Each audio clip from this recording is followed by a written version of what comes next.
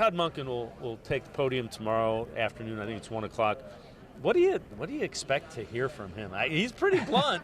You might get something out of that. This is the first time I've said this in probably 6 years. I'm kind of excited to hear from the head coach of this football team to see what he's going to say, because who knows? He is, I don't know if wild card is the right word, but I think there is a little bit of a wild card to him, and he's not a guy that's going to sugarcoat things. I just go back to his introductory presser, and I think he was sending a message not just to the defensive coaches that were there watching it, and us in the media. I think he was sending a message to Andrew Berry and the Haslams when he said, I wasn't scheming for Jim Schwartz. I wasn't trying to block Jim Schwartz. And so I think Todd Monken is a guy that will send those sorts of messages. So it'll be fun because, one, he'll say anything, and two, he's had a chance to kind of study this roster now and probably form some opinions. And I think he'll give us some things. I think he'll tell us a little bit what he thinks about the quarterback, about the receivers, and about the rest of the offensive weapons. Yeah, it's going to be real interesting.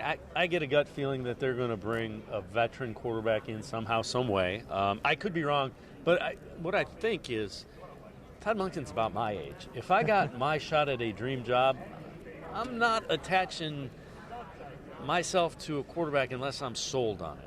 Yeah, and that's the thing. 60 years old, he knows this is it. This is his probably only shot to do this job.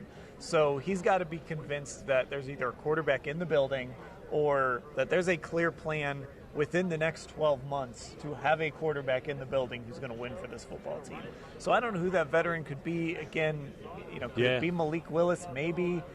Kirk Cousins doesn't get me that excited. No. If Derek Carr comes back, I don't know, maybe. But I do agree with you that Todd Monken is not going to sit here and say, you know what, it's fine. We don't need a quarterback for another couple years. He's going to need a quarterback, and he's going to need one fast. And in fairness, to the quarterbacks that are on the roster, an improved offensive line, a playmaker on the outside, boost up the quarterback play dramatically. Yeah, I mean, that offensive line is like the engine.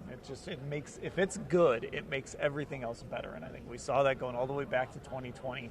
Even in, 2014, when they started off 7-4, they were doing that behind a really great offensive line. So that's where Shedeur Sanders can thrive. That's where maybe a Deshaun Watson can find a little something of that. I don't think he'll ever be the player he was in Houston again, but maybe he can find some of that magic again. Or, we never talk about poor Dylan Gabriel. I don't know. Maybe it's Dylan Gabriel. I doubt it. But, yeah, I think I could see Todd wanting to look at one of those guys and be intrigued by one of those guys, but he's going to need a solid plan B.